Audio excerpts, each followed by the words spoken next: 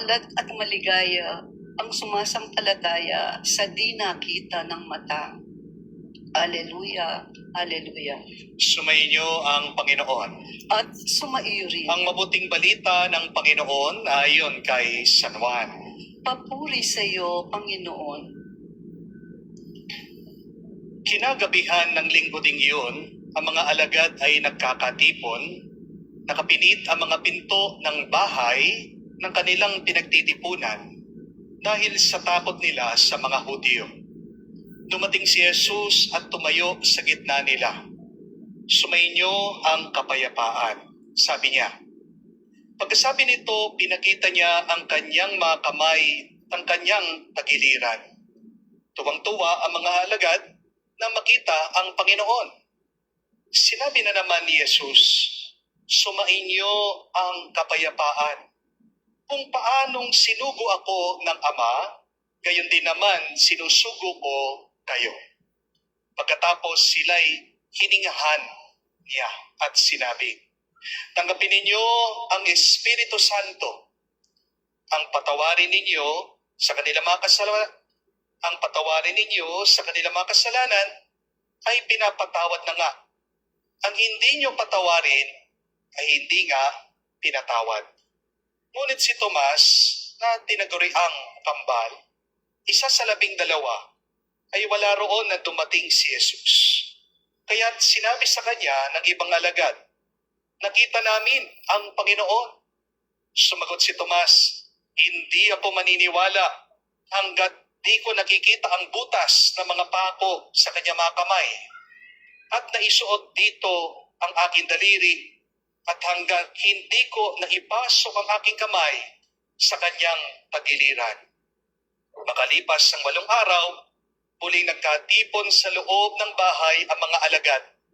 Kasama na nila si Tomas. Nakapinit ang mga pinto, ngunit pumasok si Jesus at tumayo sa gitna nila. Sinabi niya, sumainyo ang kapayapaan.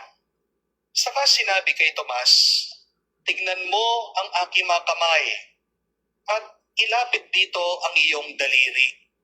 Ipasok mo ang iyong kamay sa aking tagiliran. Huwag kang mag-alinlangan. Maniwala ka na. Sumagot si Tomas, Panginoon ko at Diyos ko. Sinabi sa kanya ni Jesus, naniniwala ka na ba sapagkat nakita mo ako? Mapapalad ang mga naniniwala kahit hindi nila ako nakita. Marami pang kababalaghang ginawa si Jesus nang nasaksihan ng mga alagad. Ngunit hindi natatala sa aklat na ito. Ang natala rito'y sinulat upang sumampalataya kayo si Jesus ang Mesiyas, ang anak ng Diyos. At sa gayoy, magkaroon kayo ng buhay sa pamamagitan niya. Mga kapatid, ang mabuting balita ng ating Panginoon. Pinupuri ka namin, Panginoong Heso Kristo. Welcome po sa Word of God Daily Gospel, na kung saan ang layunin ng Facebook Live na ito ay ipalaganap ang mabuting balita. Ang ating pong pagninilayan bilang pagkain spiritual natin ay ang pagbasa mula kay San Juan. Ito po ay noong April 12, 2026 Sunday Gospel. Amen. So, sa buhay po natin, lahat po tayo ay nakaranas ng isang damdamin, no? Yung pagdududa, doubt sa Ingles, no? So, ito po kasi mabuting balita natin ay nagpapakita din ng pagdududa ni Tomas. Si Tomas po ay isa sa mga alagad ng Panginoong Jesucristo. At kung iisipin natin, bakit kaya si Tomas, naalagad na siya ng Panginoong Jesus, ay nakuha pa niyang magduda. Nakuha pa niya talagang magduda sa muling pagkabuhay ng Panginoong Jesus. Nakita po natin na ang muling pagkabuhay ng Panginoong Jesus ay marami ding nagduda. Hindi agad sila naniwala. Kahit sa mga alagad na siya nagpakita. At alam naman natin na siya nung muli siyang magbalik, hindi na siya yung dating katawang lupa niya eh. Glorified body na siya, no? Kaya nga, di ba, nakakapasok siya sa loob ng silid ng mga alagad kung saan sila nagkakatipo na hindi siya pinabubuksan ng pinto. Talagang tumatago siya dun sa pinto, papasok dun sa silid. Ang pagdududa po ay yung sa mga bagay na hindi ka sigurado, o sabihin na natin na yung mga bagay na nagdadalawang isip ka ba kung totoo ba ito o hindi. Pero sabi nga ng Panginoong Jesus, maganda yung sinabi niya sa mabuting balita kay Tomas. Kasi sabi ng Panginoong Jesus kay Tomas, naniniwala ka na ba? Kasi nakita mo na yung mga butas sa aking mga kamay, sa aking tagiliran. Maipapasok mo na yung daliri mo sa aking palad na may butas sa pinagpakuha, no?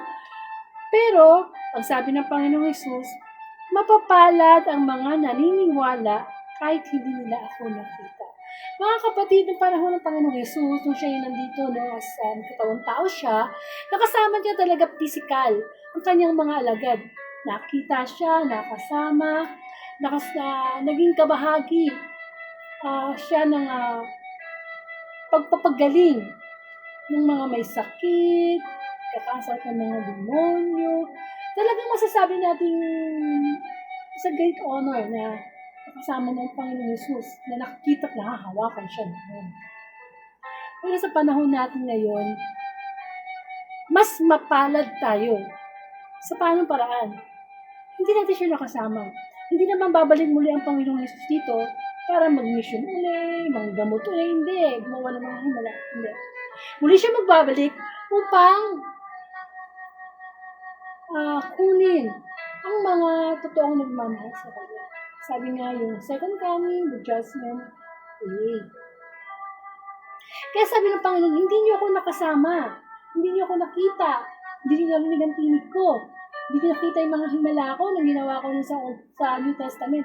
Pero sa panahon natin ngayon, sa generation natin ngayon, anong year ba ngayon? 2026, no?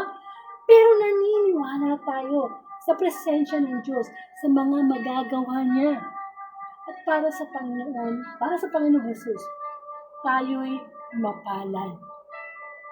Sabi nga ng mundo, no, to see is to believe. Maniniwala lang tayo kapag nakita natin, no? At ako, maniniwala, wala ka naman ipinipakita na ebidensya. Diba? Kasi syempre, ganun tayong mga tao. Kailangan, i-convince mo muna ako, meron ka mga ebidensya dyan, meron ka ipapakita sa akin na magpapatotoo ng mga sinasabi mo. Sa pananaw yun ng mundo. Pero pagdating sa Diyos, hindi po gano'n. Kailangan nating maniwala sa Panginoon, sa Kanyang mga sinasabi, sa Kanyang mga salita. Upang sa gano'n, yung ating spiritual connection sa Diyos, lagi niya na-online. Amen? Ibang tipong nasa gitna ka ng pagsubok, nasa gitna ka ng kawalan, pagkalito, takot, pero nananalig tayo, no? Nakikita natin yung presensya ng banal na Espiritu sa ating buhay. Grabe ang pagmamahal sa atin ng Diyos Ibinigay niya ang kanyang buktong ng anak, ang Panginoong Jesus. So, sobrang pag-ibig sa atin ng ating Diyos. At sobrang din pag-ibig sa atin ng Panginoong Jesus. Binigay niya ang kanyang buhay. At hindi pa nakontento ang Panginoong Jesus. Nung siya bumalik na sa langit, nalalangin pa siya sa Ama. At ano pinalangin niya? Na mag-iwan ng patnubay. At yun nga yung banal na Espiritu. Nakikita ba natin ang banal na Espiritu? Siyempre hindi. Pero tayo ba'y may Espiritu? Yes, may Espiritu tayo. Kaya natin hindi maunawaan ang mga makalangit na mensahe na ibinibigay sa atin ng Diyos. Kasi nga, yung ating spiritual connection kay Lord, negative. Napakababa. Amen? Pero sabi nga ng Panginoon, huwag na tayong magduda, naganap na ang lahat. Noong pinagdududahan nila, sino ba yung Mesiyas? Pinagtatalungan nila, hindi yan ang Mesiyas. Hindi yan, no? Minamalit nila ang Panginoong Jesus. Pero ngayon, sa panahon natin, open book na ang lahat. Kaya nga mapalad tayo Kumbaga sa examination, eto yung tanong natin, eto na yung sagot. At saan tayo kukuha ng sagot? Mula sa salita ng Panginoon. Kaya mapalad tayo. Sobrang palad natin itong generation natin. Kapag tayo ay nalulungkot, kapag tayo ay pinapersecute ng ating kapwa, mga bagay na nagiging negative sa ating isip, lahat yan ay may kasagutan sa salita ng Panginoon. So makita lang natin, maramdaman lang natin ang presensya ng banal na Espiritu. Eh kung ba natin malalaman na ang presensya ng banal na Espiritu ay nasa atin? Natural, kapag ginagawa na natin ang mga bunga ng banal na Espiritu. Kapag nakakaramdam na tayo ng love, joy, peace, self-control, kindness, goodness, amen, ando na ang presensya ng banal na Espiritu. Pero, paano ito magkakaroon ng epekto sa ating buhay? Lagi na lang tayo nagdududa. Di ba? O halimbawa, may sakit ang mahal mo sa buhay. Ipinagdasal mo na, Lord, sana gumaling na po siya. Eh kaso, hindi gumaling. Di ba may mga ganong case, no? Nagdadasal mo na, humingi ka na ng dasal sa iba, pero namamatay pa rin yung tao. Ano ibig sabihin nun? Ang Diyos ay may plano. Ayaw sa kanyang kalooban. Ayaw lang ng Diyos na nagdududa sa kanya. Magduda tayo sa talo ng Diablo dahil yun talaga lolokohin tayo. Hindi po ba? Yun ang pagduduhan natin. Ano pagdating sa salita ng Panginoon? Ano dapat pagdududa? Sapagkat ang Panginoon, ang Diyos, hindi tayo lolokohin niya. Ang kanyang mga pangako ay totoo at kaya niyong tuparin. Sa ating pong pananampalataya sa oras na ito, ay tututo pa rin ba tayo sa Diyos? Di pa rin ba tayo naniniwala na walang imposible sa Diyos? Na walang hindi makapangyayari sa Diyos? Amen. Sa ating pong pananalangin, pagdasal natin sa Diyos na dagdagan pa yung ating tiwala sa Kanya. Mangyari man o hindi ang itinalangin natin, gustong makita sa atin ang Panginoon na, oops, ito nagdududa, ito yung nagtitiwala. Amen. At walang duda na tayo magiging mapalad sa paningin ng Panginoon. Yung mga takot, yung mga galit, inggit, mga kasalanan, mga kahinaan natin bilang tao. Huwag tayong magduda na hindi natin ito makakayang tanggalin, alisin. Hanggat ang Diyos ay nagiging inspirasyon natin, lahat ng ating mga masasamang galit, mga kasalanan, walang duda na ito'y may susuko natin sa Panginoon. Amen. Sa buhay na ito, wala naman talagang kasiguraduhan eh. Hindi po ba? Lahat ay nagbabago, lahat ay nawawala. Pero kung ang ating buhay ay isinusurrender natin sa Panginoon, walang duda na ang buhay na walang hanggan ay nakakamtan natin. Sa panahon natin ngayon na nandiyan na ang pag-boom ng social media, marami tayong dapat pagdudahan sa mga napapanood natin, sa mga napapakinggan natin, na puro makamundo yung feed sa ating utak, sa ating isipan. Kaya kapag nakakarinig tayo ng mga balita, o kaya nakakanood tayo ng mga post ng mga kilalang tao, whatever, no? Isipin natin kaagad, ito ba'y kalooban ng Diyos? Amen. Huwag tayo agad maniniwala. Sapagkat tayo ng Panginoon lang ang magbibigay sa atin ng assurance. Assurance mula sa kanyang mga salita. Ano pa bang dapat patunayan sa atin ng Diyos? Wala na eh. Naibigay na niya. Tayo ay nabubuhay sa habag, pag-ibig ng Diyos araw-araw. Yung pagkagising pa lang natin sa araw na ito, ay masasabi na natin biyaya ng Panginoon. Dapat pa ba tayo magduda? Amen. Lahat ng ating, lahat ng meron tayo, no? Alam naman natin ito pinapahiram ng Diyos. Pinagkakatiwala lang. Kaya nawa, yung kapangyarihan, actually, gusto tayong bigyan ng kapangyarihan ng Diyos eh. Kamukha ng ginawa ng Panginoong Jesus na kapangyarihan, ibinigay niya sa kanyang mga alagad. Amen? Na itong kapangyarihan na ito, walang duda, magagamit natin para tayo ay makatanggi sa kasalanan. Oo, sabihin na natin na nagkakataon na nakikilala na tayo sa Diyos, lumalapit pa rin tayo sa Diyos, pero lumalapit pa rin ang Diablo. Ang tanong ng Diablo, parang tayo ay i-down, magduda. Diba? Yan ang ginawa ni Satanas kay Eva at saka kay Adam, di ba? Nilagyan niya ng pagdududa ang isipan ni Eva. Imbis na si Eva ay sumunod. Si Adam ay sumunod sa inutos ng Diyos na huwag niyong kakainin ang bawal na bunga na yan. Di ba nagduda sila? Yun ay sinuway nila. Ganun din tayo sa panahon natin ngayon. Maraming gagamitin ng talo ng Diablo sa buhay natin para sabihin, hindi yan mangyayari, imposible. Ang mga bagay na inasahan natin kahit hindi mangyari, pero hindi tayo nagduda sa kapangyarihan ng Panginoon. Katagumpayan na yun ng pagtitiwala natin sa Diyos. Magkaroon po tayo ng closing prayer. Ama namin, marami pong salamat muli sa pagbibigay mo ng kalakasan espiritual. Alam po namin, Panginoon, na marami kaming pagdududa na naranasan, naramdaman, ibinigay sa iyo. Pero sa mga oras na ito, Lord, turuan mo kami na mas makita ang pag-asa at pagtitiwala sa iyo. Dahil walang kaduda-duda ang pag-ibig mo sa amin. Ang kaligtasan at pinagkaloob mo sa amin. Patuloy lang namin itong paniwalaan at ang buhay na walang hanggan ay aming makakamtan. Idinadalangin ko ang mga taong dahil sa pagsubok ay nagduda na sa pananalig pananampalataya sa iyo. Ibalik mo, Panginoon, ang kanilang pagtitiwala sa iyo. Sapagkat ikaw sa Diyos na tumutupad ng iyong mga pangako. Makawakan namin ang mga salita. Kagalingan sa mga taong nasa banig ng karamdaman.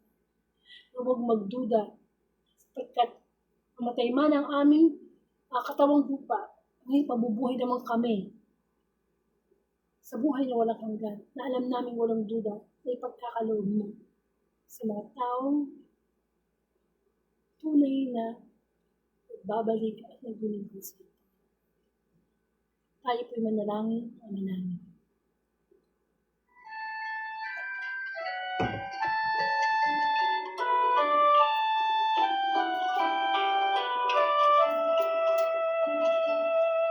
Ama namin, sumasalangit ka, sambahin ang ngalan mo. Mapasa amin ang kaharian mo, sundin ang loob mo. Ikasaloob para ng sa langit, bigyan mo po kami ngayon ng aming kakanin sa araw-araw at patawarin mo kami sa aming mga sala para ng pagpapatawad namin sa nagkakasala sa amin. At huwag mo kaming ipahintulot sa tukso, at yadya mo kami sa lahat ng masama. Sapagkat sa iyo ang kaharian, kapangyarihan at kapurihan, ngayon at magpakailanman. Ngayon at magpakailanman.